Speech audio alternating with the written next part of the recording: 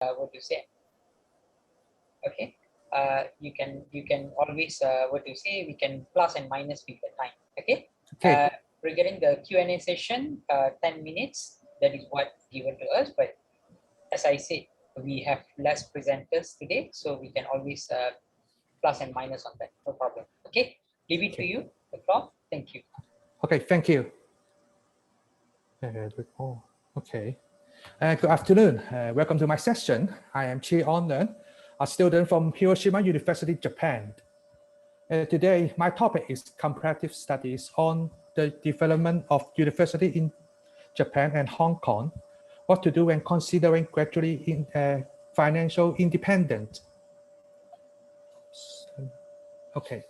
First of all, the impact of and opportunities brought by internationalization are obviously seen.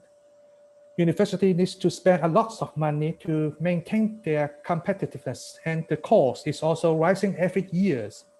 Government financial support is still essential for national or public universities. Still, the healthy expenditures cause hidden worries to government finance, and the government wants university less reliant on government funds.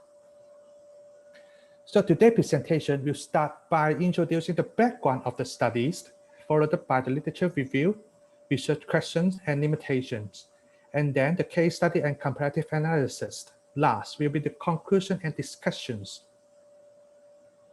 The global society is now in the knowledge-based society stage, and higher education is mass education in developed countries. Citizens increase their demand for high levels of human capitals and benefit from the growing knowledge-based economy. At the same time, the development of higher education increased the government financial pressure, and the costs keep climbing every year. However, the number of school-age students in Hong Kong and Japan have decreased in the past decade, which means the absolute enrollment are declining. Followed by the literature review, and I will start from Hong Kong.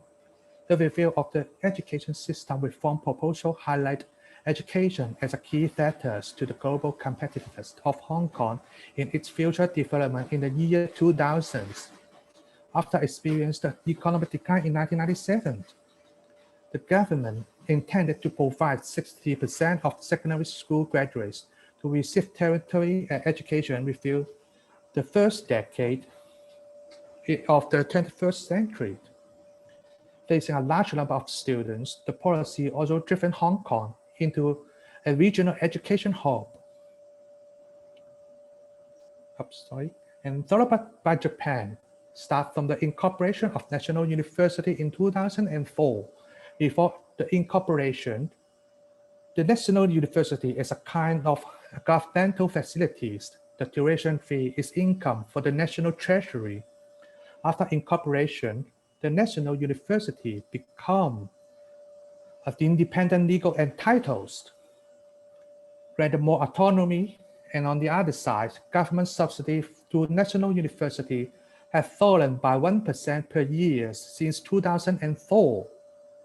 In transitions, Japan's higher education tends to be financed through direct contribution from household, not through tax and government expenditures.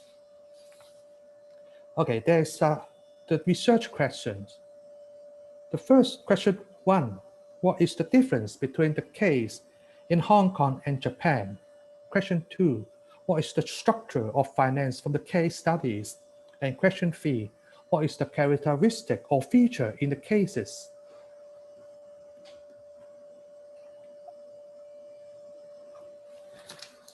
There's also a limitation in this study.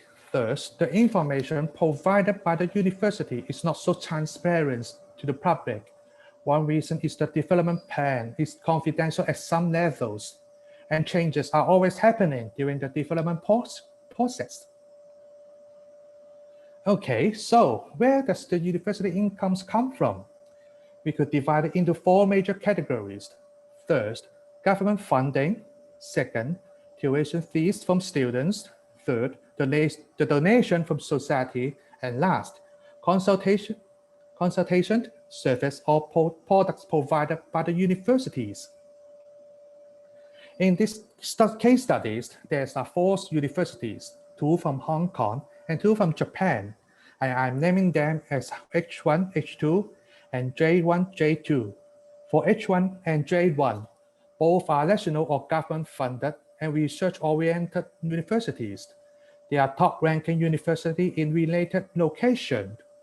For H2 and J2, both are also national or government-funded and research-oriented universities, but they are between the top and the middle-ranking universities.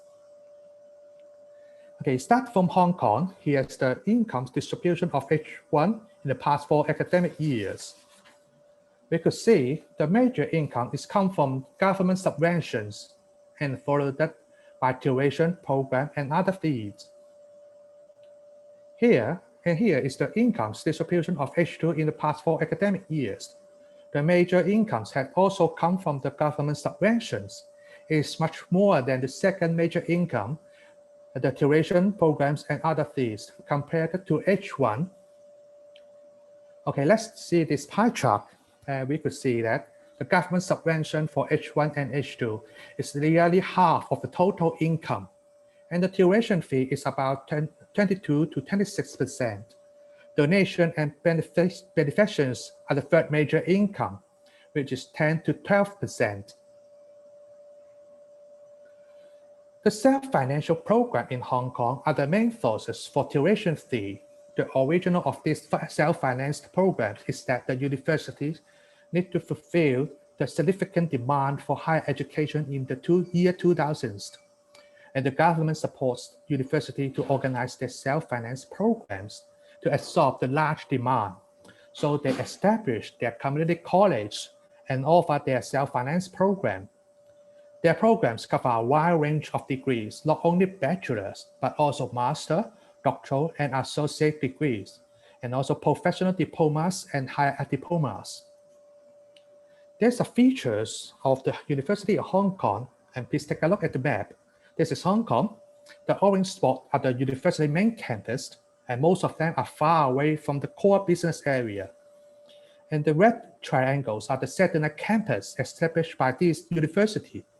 They are located in the core business area. Most of them are located in the commercial buildings. So it is more convenient and attractive, including for those part-time students. Another feature is donation and investments. Universities in Hong Kong are also treated donation and investment seriously. They promote the benefit of donating to universities. For example, the image of enterprise donated to university could represent the social responsibilities and move closer to the societies. Some of the donators could name their name onto the academic buildings, classroom, or even the academic departments. For the investment in the global stock and bond markets also grant a lot of income for universities. Now we are going to Japan to have a look. This is the income distribution of J1 in the past 4 academic years, which is very different from Hong Kong. The auxiliary service income is the main sources of income, and it is more than the government subvention. And this is J2. J2 is also similar to J1. The auxiliary service income is the main sources of income, and the government subvention and tuition fee key incomes are following. And let's see this slide. The auxiliary service take nearly half of the income of J1 and J2, and the government subvention is less than 40%. And we could see the auxiliary service is the main income of J1 and J2. Where do they come from? First, these national universities have their affiliate hospital. They provide a good quality medical service, and the income is substantial. On the other side, they have collaborated research with their business and institute partner, such as investing new technique into motor vehicle engines. The collaborative programs now are also a new forces for recruiting domestic and international students. For example, the language issues English is always a challenge for Japanese university to be internationalized. So they organize some postgraduate business degree with the United States to attract more international students. They are also key to target the international students who have the government-funded scholarship. And from the information mentioned before, the university in these two areas are going in a very different direction for making incomes. The government subsidies are still the main support in Hong Kong cases, and the Japanese cases are less reliant on government subsidy. Here I need to remind that does not mean they do not need the subsidies. Hong Kong cases benefit from the policies, so they are focused on academic program development and recruit a wide range of students, especially many students from China. Japan case which have their situation, the public medical service could be added as a leading income forces by their internal demand. Both areas have created their international collaborative program in the past few years and aim as international students to fulfill the requirement of internationalization. Here's another reflection, a stable student sources. Universities are also working hard on discovering steady student sources. One of their targets is the group that has a government-funded scholarship. For example, Hong Kong targets those who comes from the Belt and Road Initiative, and Japan targets those who have the JICA support. This student will spend 2 to 5 years in studying. Another reflection is online education. Because of the COVID-19 pandemic, online education was rapidly expanded in 2020, which has many advantages such as cost saving for university and students, and being very flexible, no geographical limitation, and being easy to manage systematically. But let's think about it, is it perfect for both of us? Here is some news headline from the UK, the United States, and Canada. All of them are reporting students that online education is not worthy for the course they paid. So when we consider promoting online education, we need to think twice because it may not be helping it to increase the income. Okay, let's sum up here. And for a conclusion, all cases are developing a very different strategies based on their experience and the situation they faced. And in Hong Kong, they are starting to create more industrial collaboration, such as research in nanotechnology. And Japan also developing collaborative academic programs for new income sources and find their own position in the market. Both Hong Kong and Japan are finally walking in a similar track, but which is also similar to the model in the UK. Okay, and this is the reference. And yes, this is the end of my presentation. And thank you for your listening. And all comments and questions are welcome. Yeah, thank you, Mr. Leung. I open to the floor first. Dr. Daniel is there, I guess.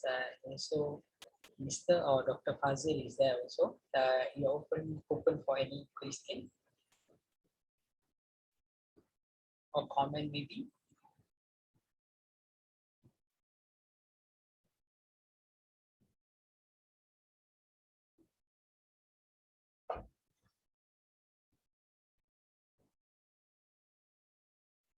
Okay, what to say, while waiting for their comment or question, I just want to ask Mr.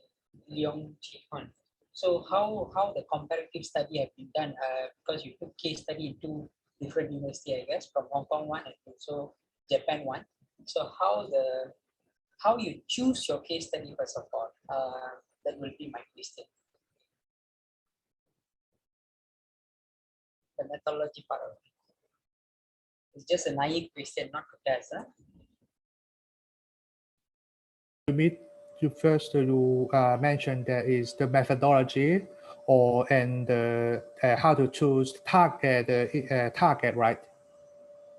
Yes, actually, I choosing the first of all is from the national or government-funded university, because for private university there's a total different gaming rules for how do they make incomes, and both of them are very similar position in their related location. First of all, like H1 and J1, they are the top university in Hong Kong and Japan.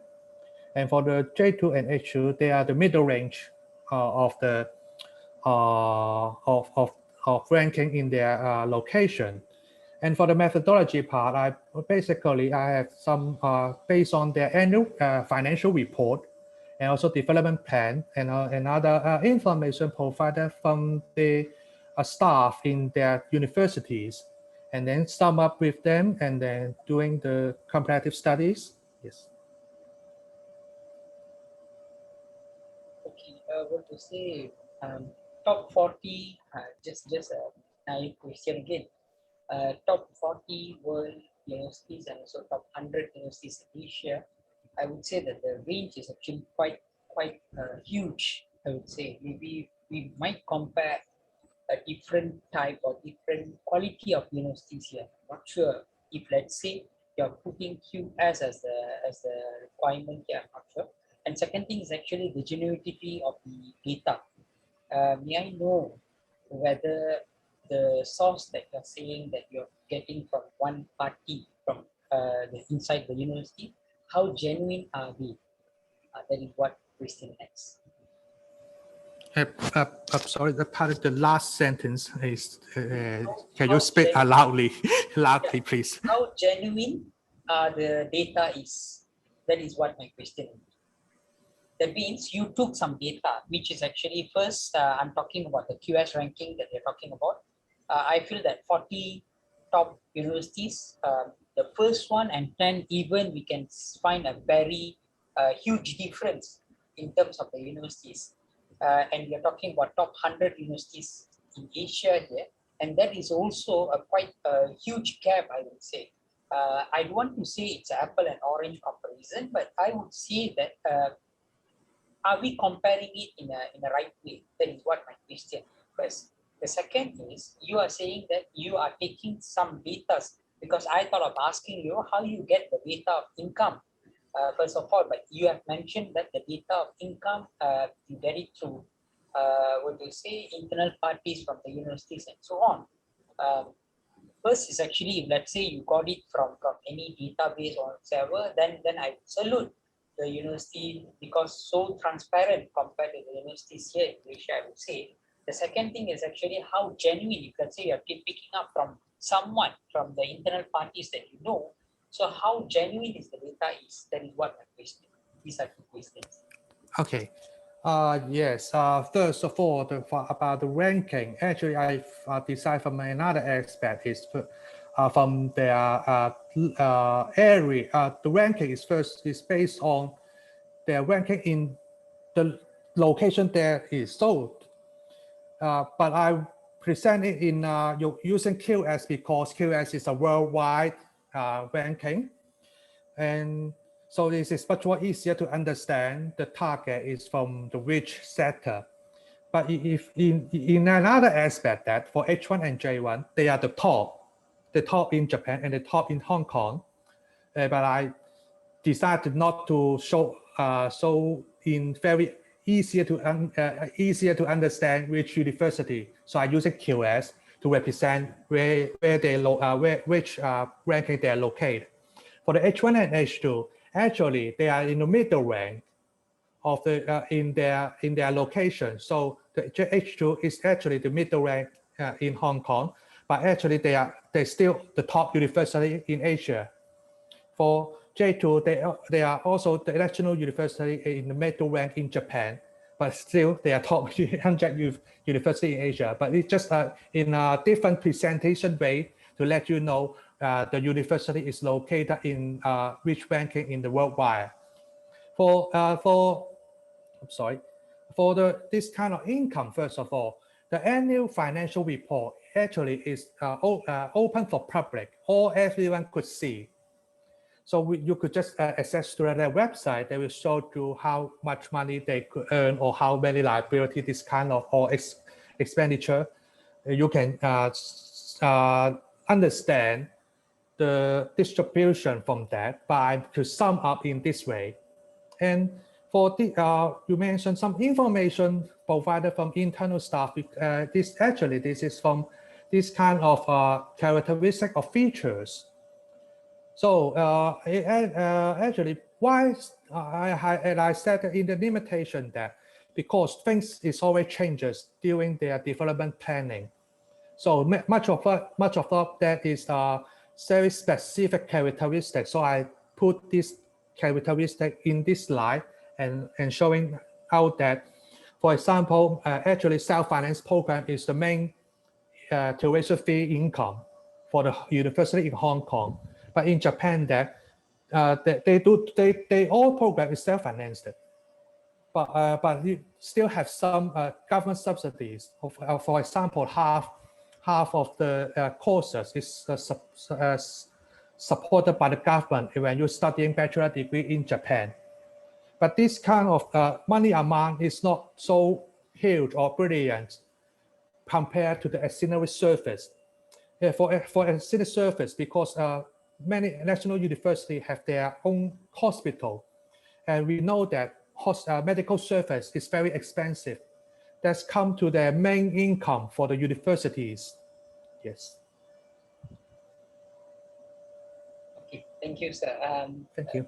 Let's open to the floor. If let's say they have any question, Mr. Azam, Dr. or Mr. Fazli, and Dr. Daniel, they're open for any question. If you want to. Yes, sir. Can you hear me? Yes, Mr. Azam. Can you hear me? Your voice is actually, what you say, like Robocop voice. I think so. So, I think. We can't hear you, Mr. Azam. Actually, I think your microphone having some Can you hear issues. me? Yeah, now better. This one is better. Yeah, much better. This is actually crystal clear. Sorry. Crystal clear now. Okay. So this is my turn, right? Okay. Good evening. Sorry, good afternoon to the judges and to all of the audience. So my name is Mr. Azam, sorry Yeah. to interrupt you for a while. Actually, Yeah. we are yet to finish with Mr. Leung, actually. That's why I asked if you have any question or not just now. Sorry, by one, we will start with you. Is it okay, Mr. Azam? Sorry to interrupt. Okay. I'm so sorry because it is not clear at the first. Okay. I'm so sorry, Mr. Azam. Thank you for being patient. Okay, so you just asked me either I have the question or not, right? Yeah, to Mr. Leung, anyway. Okay, Mr. Leon, actually, I don't have any question, but I just want to say that, yeah, based on your writing or your project, I can see this kind of project is very great, very amazing, because, you know, like from the perspective of your explanation, I think that, wow, this is very difficult to be done by me, especially because, you know, this is my first time joining this just prestigious event. So I think that based on your explanation, I can get something new from the way you just conduct your research, and I can say that it's just like give me motivation to do this kind of research as well for the next time. That's all. Thank you.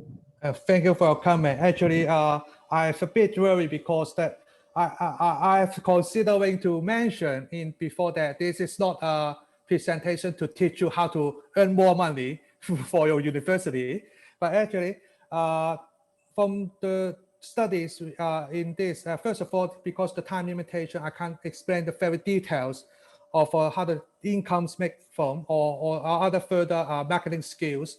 And the second is first, although we for the first understanding, we believe that the government is trying to push the university to be all self-financed, and this will come in the next following 10 to 20 years. Government should reduce their investment in the public universities. So actually, this is time for we to think about it. Is there any things we could do for our university? Actually, not every university is a top ranking. It's top ranking university is easily to attract more students. So how about other university that staying in the middle ranking or even the lower ranking. We should find our own position in this market. So this is the reason I'm doing these studies. Thank you. Okay, Mr. Leung, thank you. What to say, don't leave the session first, because end of the session we might take a picture or whatsoever. But Mr. Leung, I just want to suggest, this is not advice or whatsoever, just suggestion. What you see, because you see the confusion happened for me when I was going through the session, only on how you decide on the university. If possible, Mr. Leung, I know that the time is one of the limitation. If no, you would have done that. Maybe a very short explanation on the structure of the university in Hong Kong and Japan before you start, so that we will understand that they have the same structure and so on, so that the issue of what to say, not proper comparison won't happen. That is what my concern will be, and this is just a suggestion, Mr. Leung. Thank you. Thank you. Thank you. I will take this for my next presentation. This is a very precious experience. Thank you. Thank you, Mr. Leung. Stay tuned with us. I will pass to Mr. Azam. The floor is yours. As I said before, I will off my video, and also the other participant, please off your video while Mr. Azam presenting, because I'm not sure of the bandwidth that whether it's strong enough or not to cater all the what to say, the thing that we are using today. I don't know how to use in a technical word. Sorry for that. Okay, leave it to you, Mr. Azam. Thank you. Okay, so can you hear me or look at me right now? I cannot see you, but I can see your slides, and also I can hear your voice very clearly, Mr. Azam. Oh, I tried, but it's okay. It's okay. Presentation will do, no problem. Okay, so greetings to the charge, okay, and then all of the audience. So my name is Muhammad Azam, and I'm just a master's student from Universiti Pendidikan Sultan Idris. So at the first, I want to thank you so much for the committee member for selecting my project or my research. So I think that this is my first time joining this prestigious event. So I feel like a bit nervous to present in front of the great and amazing participants today. But I will try my best. This is not really what we call it amazing research, by the way, but I have done with my lecturers and my friends. So I think that, yeah, I will present mine. So the research is about achieving quality learning through STEM education towards kindergarten teachers' perceptions. Okay, next. Okay, next.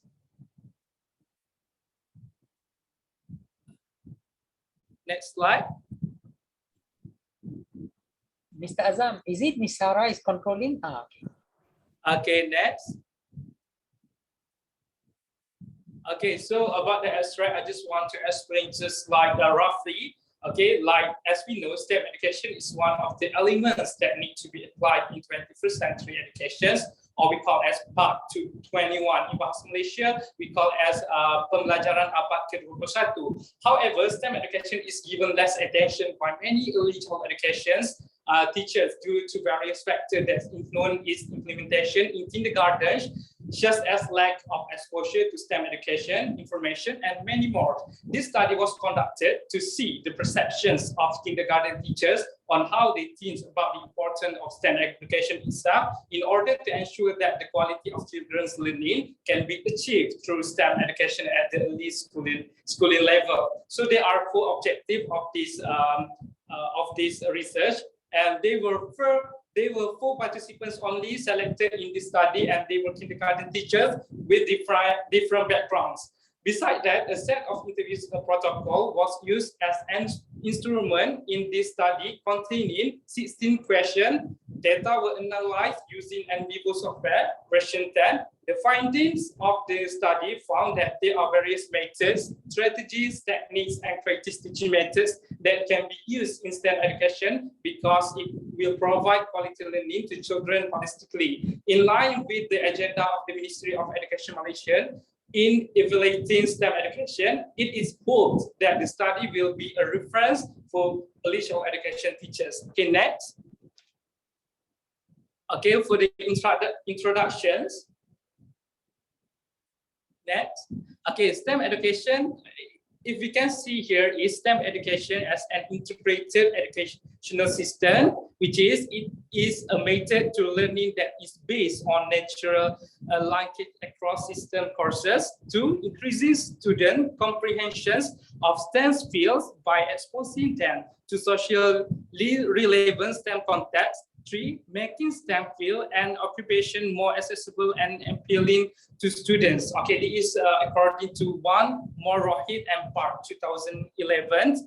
Okay, STEM education has been considered as something that needs to be taught and mastered by students, especially starting at an early stage to prepare the generation in the face of 21st century competition, which is in this 21st century learning. I think that STEM education needs to be taught to the student, either they are preschool, kindergarten, or nursery children, to ensure that they can get the informative knowledge based on the STEM education itself.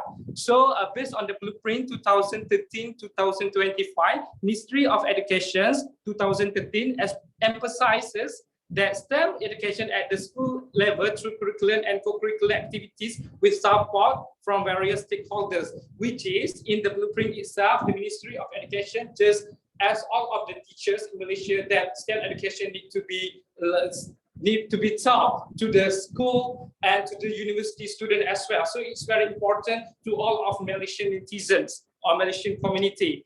And the next one is it emphasizes the concept of 4C components, namely communication, collaboration, creativity, and critical thinking as found in 21st century learning, which is part 21, as well as high level thinking skill, okay, part, which is from STEM education itself. It can give the exposure to the student to think creatively and use their high level thinking skill. And then the last one is the development of these components is viewed as producing young people with advanced problem solving abilities. So in STEM education itself, it just taught to the student that they not only just do the activity with the teacher, but they will also use their thinking skill to do something, to produce something. So that's important for them.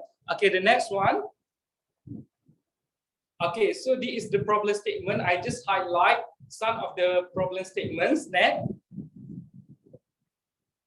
Okay, so for the first one is STEM education is a discussion in all circles, especially for early childhood education, in implementing STEM education. They become more motivated in pursuing STEM education when it is introduced in early childhood. Through this way, teachers can create quality learning for children, which is based on some of the previous research. There were some of the STEM educations that were nurtured by the teacher itself or for the preschool and kindergarten students. So through this figure, it can show that STEM education in Malaysia is very important nowadays.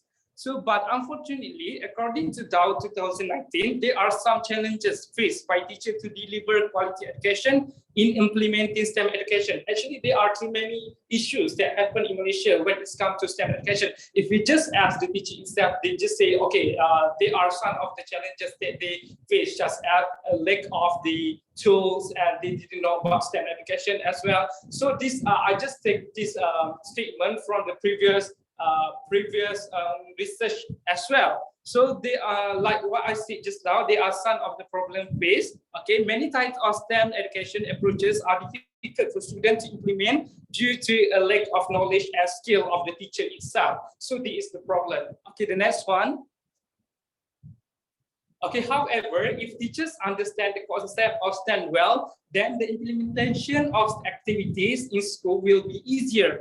According to Nedelson and Seifert 2017, implementing integrated STEM education entails ill-structured problem with multiple solutions as well as intensive knowledge in all disciplines, which is through this statement, it can show or it can tell that STEM education is not about, give the student to make something activity, but they just can put themselves in the shoes of doing something with the other friends to ensure that they can produce something creatively. So this is about the STEM education. And Next one is definitely education is one of the most important benchmark in determining the quality of human life, and it is able to move towards the achievement of the desired job, which is the STEM education itself is very related to the future occupation of the children itself. So if we can say here is the children is the next engineers of Malaysia. So through the STEM education itself,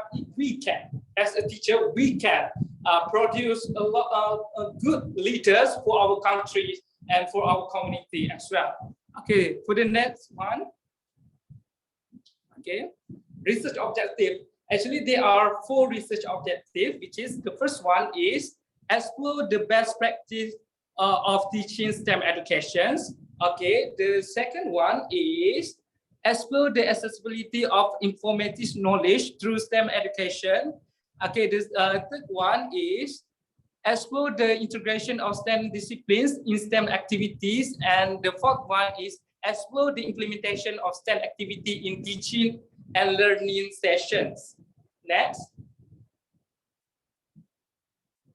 Okay, this is methodology. Okay, so for this study, researchers has used a qualitative research method because the main purpose of the researcher is to see the results of the respondents' response to the instruments formed. According to Grossman 2020, qualitative research is the type of social science research that collects and works with non-numerical data that seek to interpret meaning from these data that help understand social life through the studies of target populations and or places. The focus of this study is a case study to generalize over several units.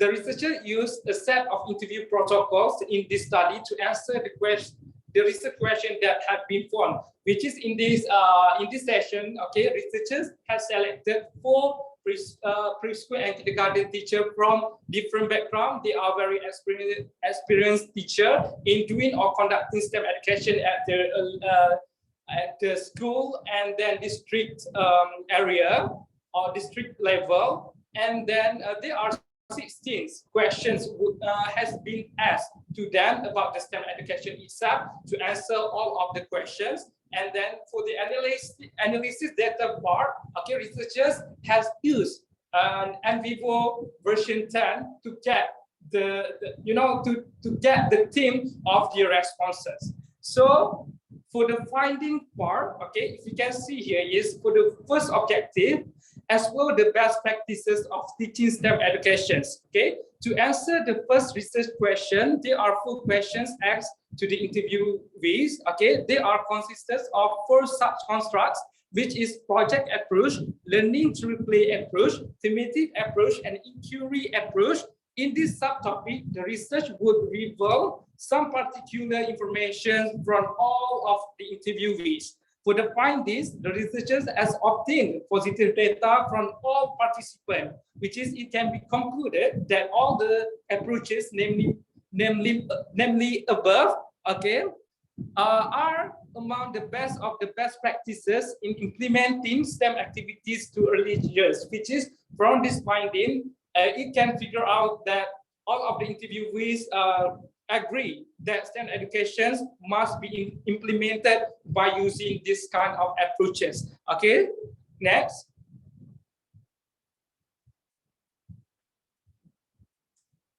Okay, next. Okay, for the second objective, explore the accessibility of informative knowledge through STEM educations. Okay, to answer the second research question, researcher had designed 4 questions to be asked to the interviewees.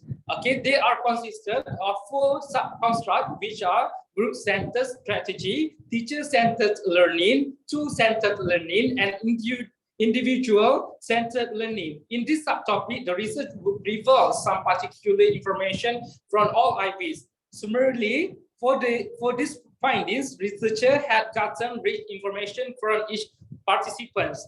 Okay, even there are a few opposite views among the IBs, but they have the same information, which is each of strategy is needed in teaching STEM education for children. Okay, for example, for the first subcontract of this finding, okay, there are a few of the interviews that didn't agree, but at the last, they just say that all of the strategies are important to ensure that children can get qualitative information through using this strategy in the preschool or kindergarten itself.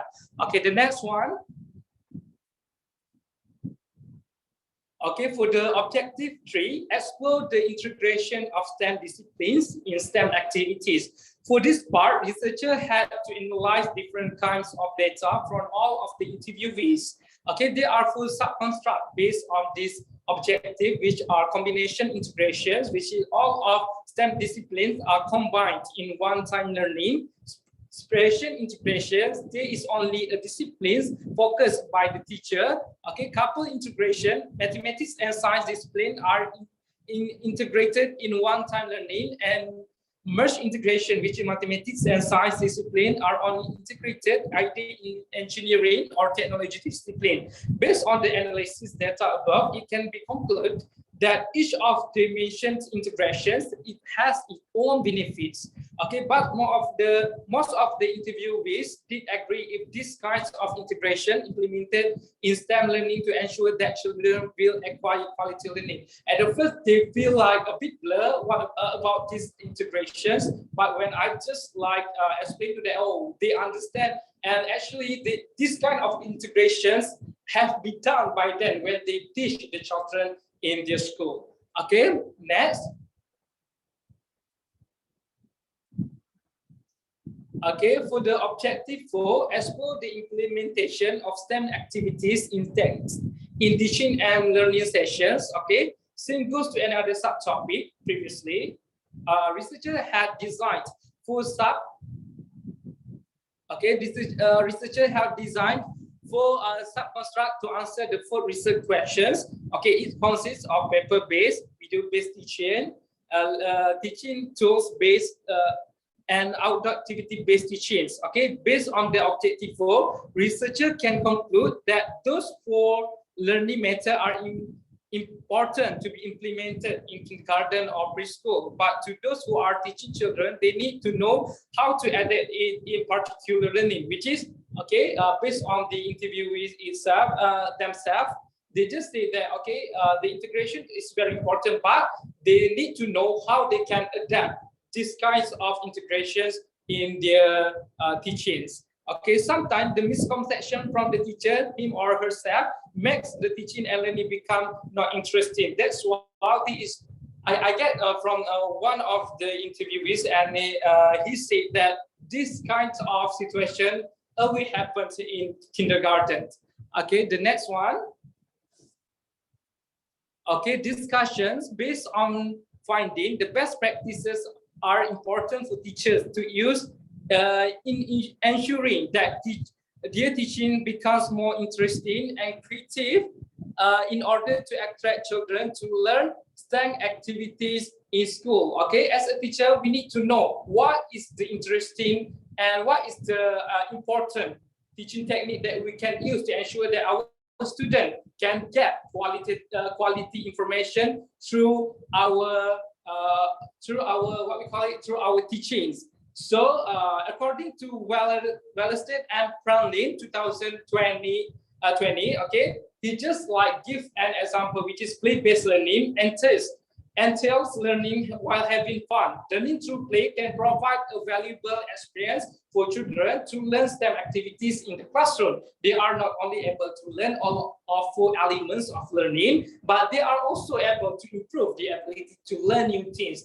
Clearly, learning through play will encourage children to learn in the most enjoyable situation, which is okay based on all of the approaches. They are all of them are important, but the most important thing is the play-based learning. Okay, this is according to the interviewees itself. They just agree to this kind of method.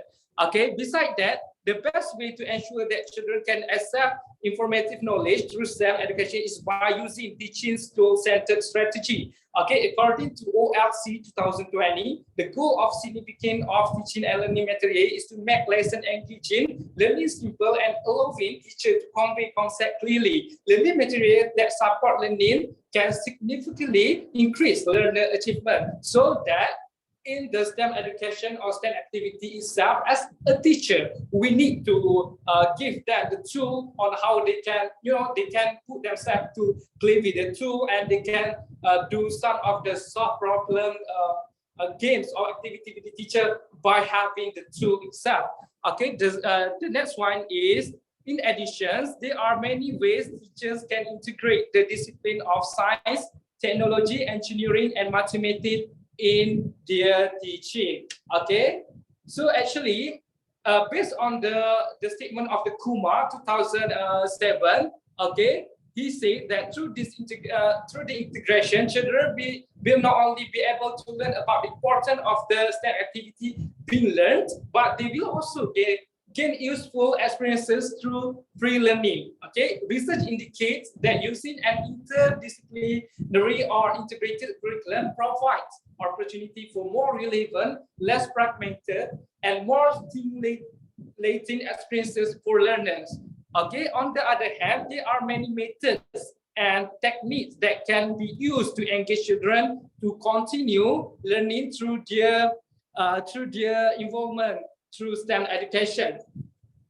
So I think that here the teacher needs to play a very important role to ensure that how they can use the method or the techniques while they are teaching the children, because sometimes the misconceptions of using the method in teaching STEM make the children more difficult to understand about the topics or about the content that will be that has been presented by the teacher itself, by the teacher himself or herself. I'm sorry. Okay, through the findings of this study, it can be used as a reference to the school either at the early school stage, especially MOE needs to play a serious role to empower STEM education in Malaysia. So based on these findings or the result, I can say that maybe the sharing from the interviewees, okay, the researcher itself, okay, can share this information to the other early childhood education educators based on the webinar, or we call as virtual program. So through this way, maybe we can share, like a lot of information about how can teacher handle or conduct the STEM activity in the preschool or kindergarten, especially. Okay, the next one is okay, conclusion. The promotion of STEM education in Malaysian preschools is still at an early stage. Okay, which is we need to do it like in Malaysia itself. If we can refer to the Ministry of Education Malaysia, okay, in a lot of the statement by them, they just highlighted that STEM education must be promoted to the children, to the students. It's not about the linguistic student just can learn about STEM education, but the children itself, we need to give the exposure, give the encouragement to them to learn about STEM education from the early stage, because from this way, it can increase their desire or their interest to be diving, okay, to be diving in the STEM sector for the next time, based on the statement problem that I have been taught just now. Okay. Although there are some teachers who try to implement STEM teachings at an early stage, but there are some challenges and obstacles that they have to face to ensure that children get meaningful information when they come to school and learn with their peers.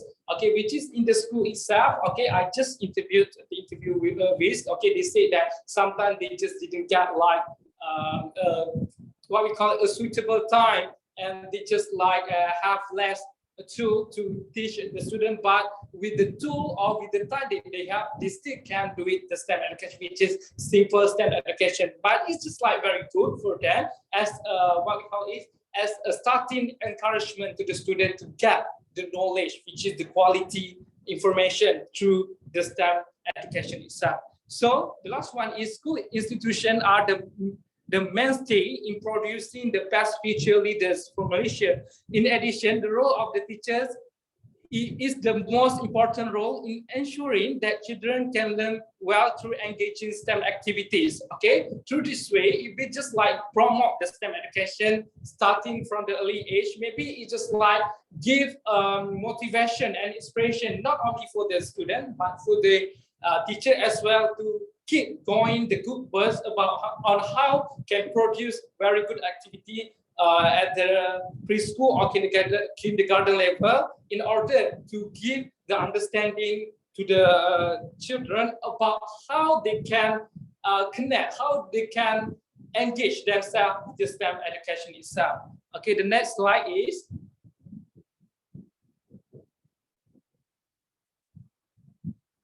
Okay, I think that I have done my presentations. Okay, that's all from me. Doctor, I'm so sorry if I do any mistakes or if I do, not very good presentation, but I have tried my best. So that's all from me. Thank you. Yeah, thank you, Mr. Azam. No need to be sorry here. We all in a learning curve, I guess. Open for question from the participant. I don't know whether Dr. Sharifah, Dr. or Ms. Deepa, Dr. or Ms. Nadira, I'm not sure.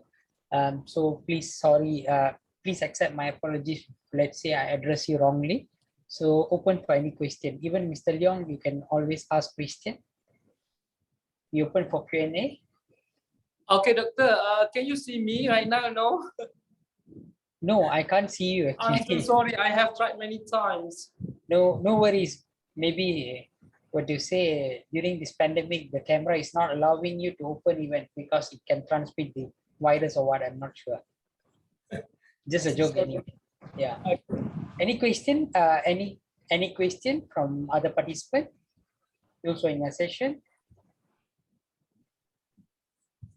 Okay, doctor, actually, I just want to tell one more thing. Actually, this is not really big research, which is this is not like as good as other research, but this is my starting point to do the research, and I have learned a lot of things with my teammates, with my friends and with my lecturers, and they just encouraged me to do this, and at last I have done it. That's all. I'm so sorry if I do it just like very simple research, by the way. No worries, Mr. Azam. Nothing in research, it's actually very subjective. You would say nothing is simple, nothing is extraordinary. It's just that end of the day, what contribution that we are giving to the society and the institution where we need to contribute. I heard, if I'm not wrong, before you're doing or you're pursuing your master's in UPSI. So yes. Would you say this is actually part of your study, I would say? Yes. Right? Yeah. Yes. Okay. Yeah. We leave to the other participant if let's say they want to ask question before I give my own suggestion, I would say. Yeah. Okay. Anyone?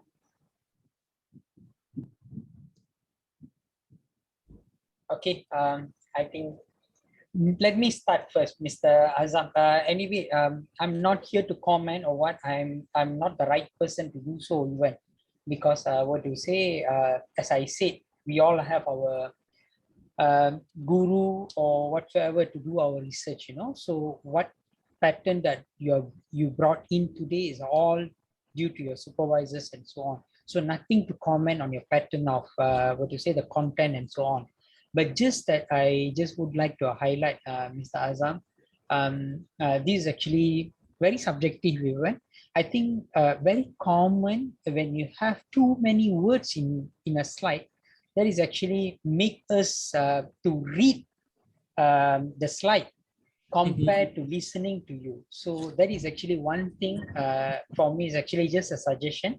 I think this is actually rule of thumb when you're preparing a PPT. If possible, try to reduce as much words as you can. Now with this digitalization era, and you're talking about STEM some more, with this what you say, COVID pandemic have helped or make the situation worse or help, I'm not sure, but it enhanced the system of this online system and so on. So your your slide should be more infographic, or make sure that you less the words in the slides and make it more presentable, so that the person will be eagerly looking at the slide, but yet they want to listen to you, rather than they'll be keep on depending on the slides, you know. So that is one of the suggestion that I have. And any other participant you want to interrupt, please do so, because you are not saying so. I'm just helping Mr. Azam to give comment, suggestion. Anyone else? So if no, I continue, Mr. Azam. And hi, Mr. Azam, you can hear me, right? Yes, Yeah? I can hear you. Okay. Thank you so much, sir. Okay. Yeah, and another thing is actually, Mr. Azam, what you say, I know that the flow of your presentation is influenced by your thesis. This is actually not you, even me also, when doing my first presentation, I did this mistake, and I admit that it is not a mistake. It's just a learning curve for me, because when we are presenting first, we don't know what our audience need and what they actually wanted. When we are presenting in the, I'm not teaching here, I'm just giving a suggestion. Yeah, thank you so much. Yeah, Doctor, thank you. I got it. yeah. So when go for thesis, Mr. Azam, yes, you need to break out each and everything, Mr. Azam. You need to explain to us very detailed and very clear. The information should be very clear to the reader or to the examiner. But when come to presentation, Mr. Azam, just my suggestion, since we have only 20 minutes to present, you just highlight what is the contribution on your study. If let's say you go for research question, rather than highlighting all the research question, you should highlight here which is actually really contributing to the research, because people want to read whatever you have done. They can go for your documentation, which is actually your thesis or journal article or whatsoever. Although journal article would say that it's a comprised version of the thesis. But when come to presentation, to make us engage as a participant, maybe you should highlight what are the biggest contribution or findings that you have found in your research. Then you just highlight to us. So it makes us more alert and more, attentive to your presentation. That is the right word, I guess.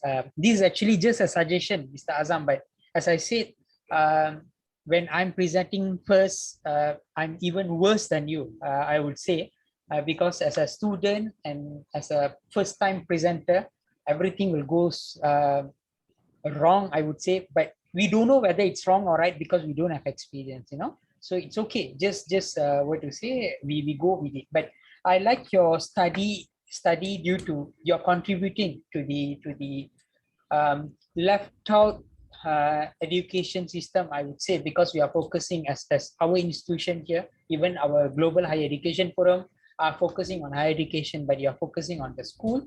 Why not? No issue at all, because it is a left out matter, I would say. But if I don't say that this COVID is a current situation and this pandemic is going to end today or tomorrow, I'm not sure.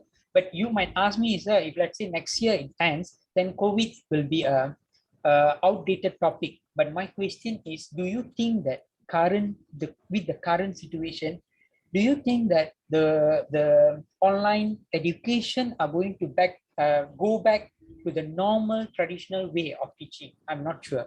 So that is what my suggestion would be. You are covering a lot of part. Why not you cover this part also, so that your research will be valid not only at the time before COVID, even after this COVID, or when this online situation, online teaching and learning situation goes on, your research will be a very valid one to look through and as a guidance for anyone outside there as a researcher. This is what my suggestion would be. Sorry if I'm wrong. I open for any other floor. If you want to comment, Mr. Azam, please do so. But I open the floor to Mr. Leung, Ms. Sarah, Ms. Claire also here, Dr. Sharifah, Dr. Deepa also here. So you can always give a comment or suggestion and ask question. Why not, please?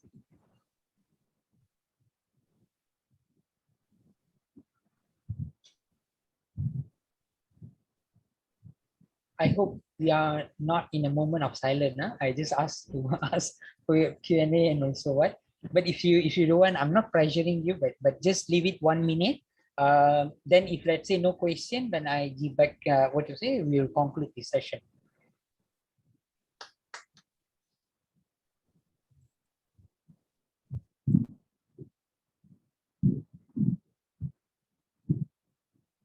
Okay, Doctor.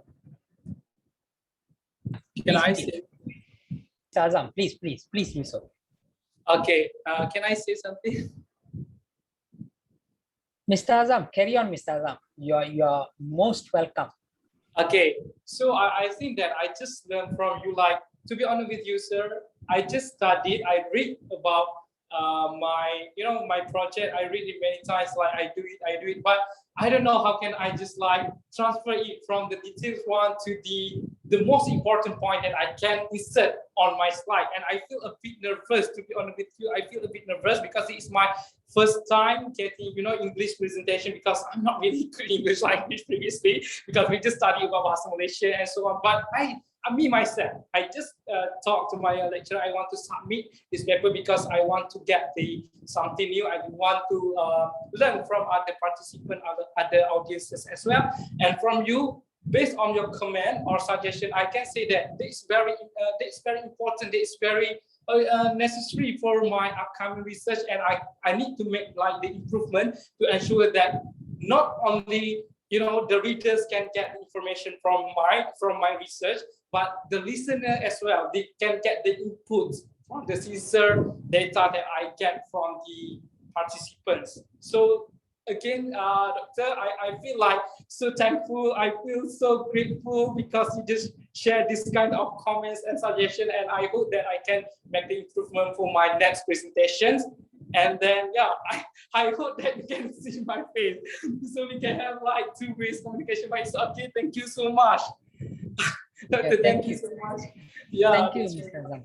Yeah, thank you. But Mr. Azam, just to highlight one thing here, don't feel small wherever you go, because for me, it's actually all of us are expert on our own field.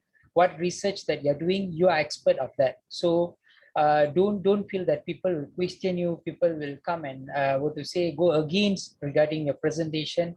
No one have, I would say that, sorry for my word, but no one have that rights to do so, because for us is actually we are doing research, and we are in a learning curve. So it is an ongoing process until one day we feel like we retire, brain dead or whatsoever, then we can't talk about it anymore, right? So don't feel small anyway you're presenting, and be confident that is your research. That it is, Mr. Azam. Thank you for your presentation. Mr. Leung, you want to say anything? Mr. Yeah, a little bit before that. We talk about STEM education and online education, right? But maybe why we promoting STEM education? Maybe we want our own Apples, Tesla, SpaceX, Microsoft. But however, for setting up those STEM education teaching materials, I think at this moment, no one could forecasting the future trend. So there is some difficulties why we are so hard to promote the STEM educations. Maybe this time we learn some software, some techniques, and in 5 or 10 years they are already out of dated. Yeah, so for online education, yeah, because of COVID-19, everyone's learning like now using the computers to talk with each other. But however, for why we want to study overseas, because we want to experience their local culture, their domestic, or the interaction between different persons. But in current technology, the current technology is limited. We can't even know what's going on in somewhere, or what's or interactive easily with our classmates. So that's remind me that although many universities want to put online education as their future trend, but in fact that we need to invest a lot of money in this kind of online education or STEM education. But however, the results comes out, is it worth it, or is it suitable for our students? So this is the things I heard at the presentation, or even your suggestions after that. Yes, thank you. Okay, thank you so much, Mr. Okay, actually, okay, at the last, my camera is working, so I'm so sorry again. Okay, thank you so much, Mr. for your suggestions. So I will take it as an improvement for my next project or the next research. So thank you so much again for your presentation, because I like it so much, the way you just create the slide on your presentation. I think that I get like, what we call it, I get like amazing example from you. So again, thank you so much. Yeah, thank you, and sorry to interrupt Mr. Leung and Mr. Azam. There's a question from Pool. There's on the chat. What are the final remarks from Mr. Chi? Mr. Leung, they are referring to you, and Mr. Azam for their own study and their personal vision for STEM education. I think for STEM education, Mr. Leung have mentioned just now your personal vision. But Mr. Azam, I leave it to you whether to answer or you have any view on this. And the first question was, what are the final remarks from your own presentation, actually, from your own study? You can see in the chat box the question before you answer. I give you, each of you, with maybe 5 minutes to say, think and say it out. No problem. Is it okay, Ms. Sarah? We still have more time to go, but if let's say Dr. Sharifah, Dr. Deepa, Dr. Nadira, I just mentioned everyone doctor because I really don't know how should I address you all. I'm so sorry if let's say I addressed you all wrongly or what. If you have any question, please interrupt us. We want more voices actually. Thank you. I leave it to Mr. Azam and Mr. Leung to answer. Okay, about the final remarks of my research, I can say that this is like maybe will be a benchmark, okay, but a benchmark of the reference for the early child educators in Malaysia itself, because as we can see that there are like some of the webinars or the programs outside that have been done by a lot of presenters, a lot of speakers from other institutions about, like the importance of STEM education for the children itself. So I can say that this kinds of research or this kinds of findings, I think that I maybe share to the community, which is Malaysian community, about how they can integrate, how they can implement STEM education in the school or preschool. So it's not only for the early child education level, no, but the teacher from secondary or primary school can get the information based on this project or this research as well. So I think that maybe, like through the webinar or through this sharing session that I do with the teachers, which is kindergarten and preschool teachers, they can get, like we call it, they can get the ideas on how they can do a very effective learning in implementing STEM education in their institutions. So I think that this is the remark from my, from my research. Yeah, that's all. Thank you. Okay, my remarks that my presentation that the incomes of the university and how to discover more income there. First of all, that we know that the cost for running our university is rising, and second, the government support is decreasing. So we need to think about how to survive in the future.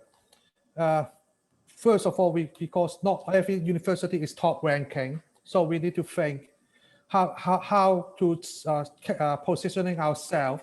For example, I mentioned in the presentation that for collaborating programs, yeah, we could easily to find a partner, but choosing partner is another other important issue that we need to think about. There's a lot of knowledge or skills how to find a suitable strategic partners, and also because we do not have so many resources for competing with the top university. So how to characterize ourselves in a special position For example, maybe our school is good at some business areas, or maybe we are good at doing international, recruiting international students. We have so many multicultural students in our university. This may be a selling point for other ones. And also that online education, that we are also facing the challenge for online education, that maybe the top university online education is cost only $100. How we could survive, or how we could set our price to competitive with these top universities, because it is easily to lose so a huge amount of money if we just don't think twice or think details to set up or to just follow the trend of the other university doings. So this is the very first beginning of my study, of our studies. Thank you.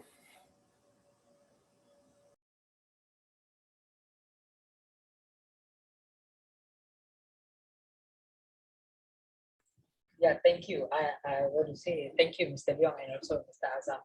I think what you say, I think you have mistaken me for Dr. Sharifah.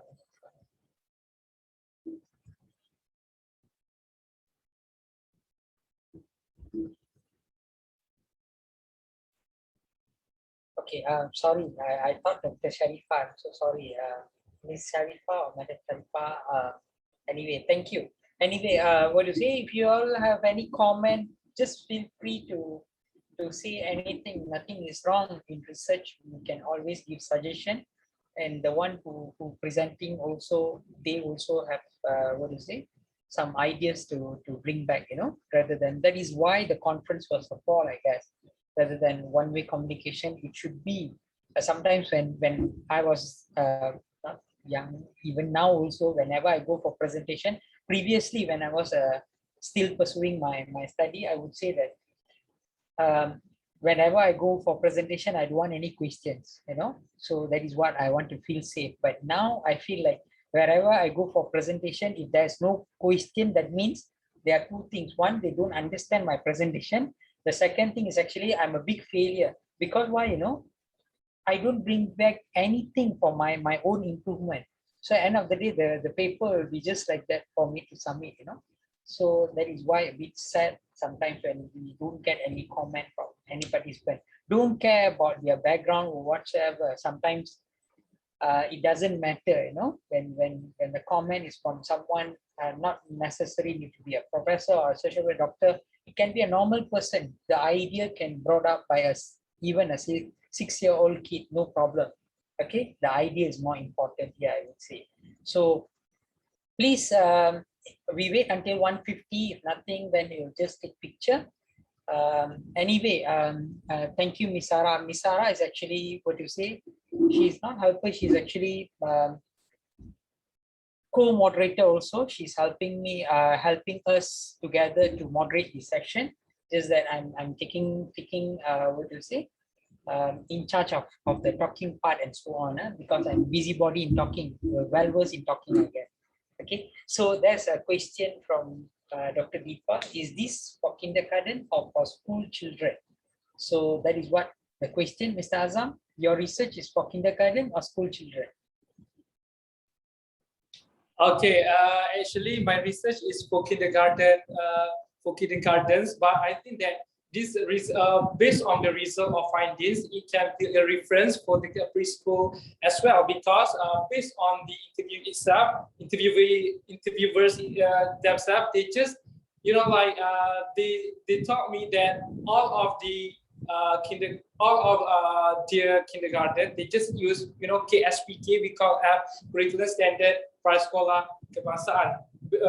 When either they just taught the student for the private institution, but they still use KSPK, same goes to preschool. So these kinds of result can be a reference for the preschool teacher as well. So from the teaching technique, I think that kindergarten and preschool are not really different from the methods or from the integration of STEM itself. But the difference is based on the teacher's perception, based on teacher's initiative to do how can they develop a really good activity for the children regarding to the STEM education that they create. So I think that this research is actually for the kindergarten teacher, which I get the perception from the kindergarten teachers. But I mentioned preschool because I think that preschool and kindergarten in Malaysia is quite safe, and then they got like same curriculum, and it can be transferred to the preschool teacher as well to get or to make the result of the reference to do or to implement or to conduct the STEM activities in the futures. That's all. Okay, thank you, Mr. Azam. I hope Dr. Deepa did answer the question. He answered your question. Any further question, Dr. Deepa?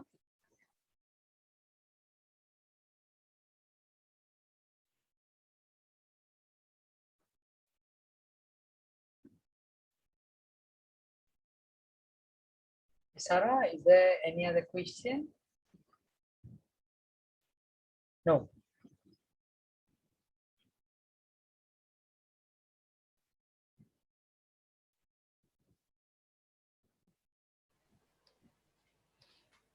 Hi, Doctor and everyone. So far, what have been answered by Mr. Azam and Mr. Chi, I think will already comply with what we have been questioned or for the issues in STEM education. So I think so far we have covered the questions from the pool and also from the participants, Doctor.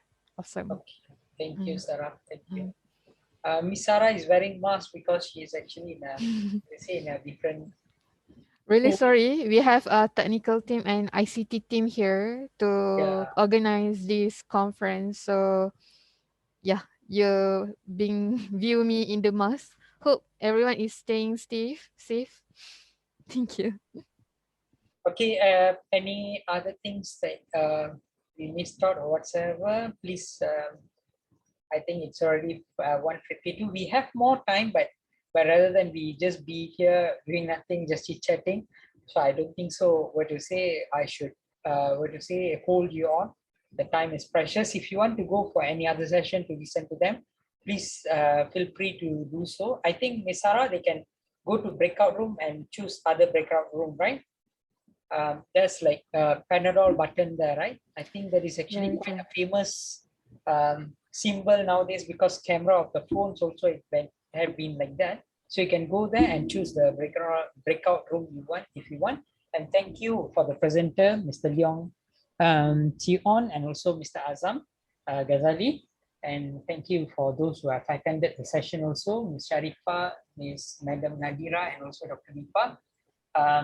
Thank you, Ms. Sarah and the team, because I think we managed to go through today without any lagging in the, what to say, system and so on. That was very fantastic, I would say. Thank you. I'm just doing a, what do you say, easy job whereby monitoring the session and moderating the session.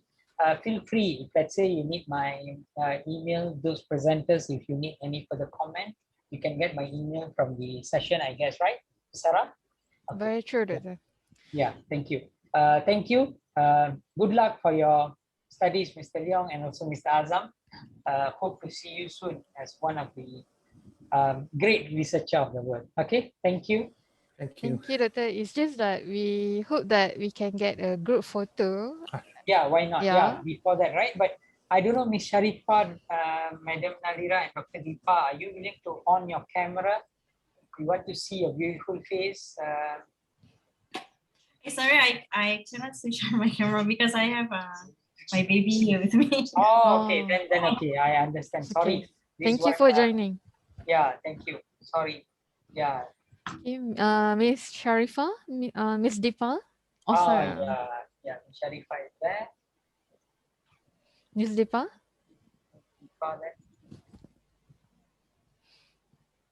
Dr. Deepa atau Miss Deepa? Saya pun tak tahu. Nasib baik bukan kamera. Tengok, Miss Sharifa cantik je. Camera problem. Okay. You're joking, don't take me wrong. Thank you for responding, Dr. Deepa.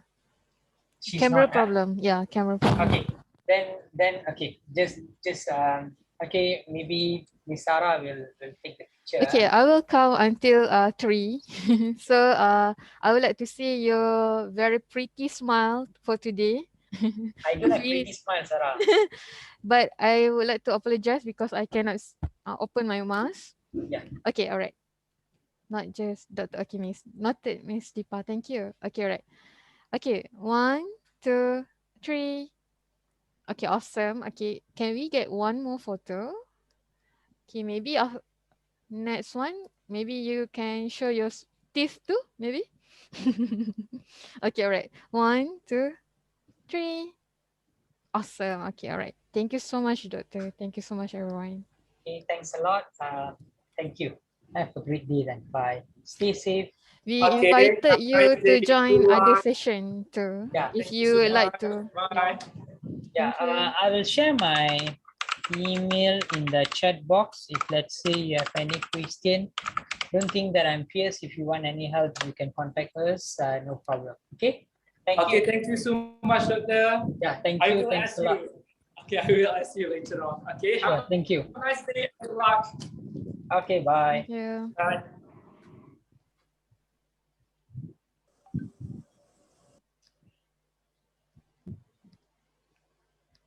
Doktor okay? Kita dua je tinggal. Betul. Kita Doktor apa? okay? Saya rasa tak ada apa pun kan. Betul. Dah selesai, Doktor. Awesome. Tiga ada lagi satu session. Doktor ada ke? Ya. Yeah. Betul. Kita jemput Doktor kalau nak join. Kan, session mana yang best tu? Yang best, ikut topik yang Doktor minat lah. Kan, Sarah join mana? Saya petang dah tak ada, Doktor. Oh, petang tak ada dah. Betul. Okay, malah lah lagi macam tu.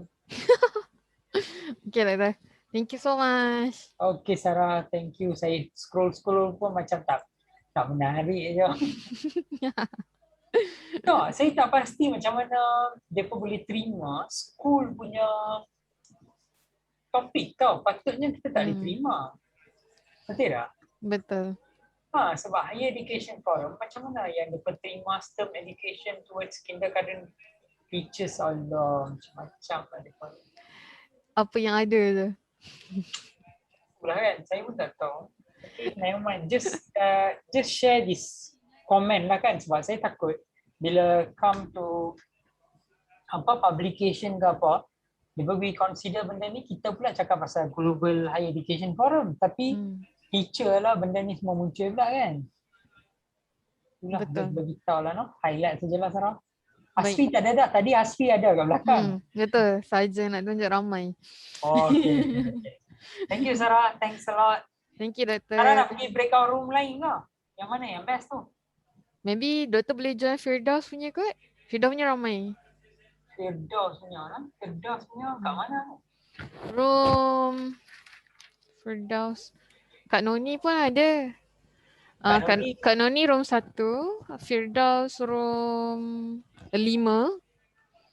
Azira room 3. Room 3 Dr. Lin Tiong Hong. Ni siapa? Ya, betul. Kak Kam room 2.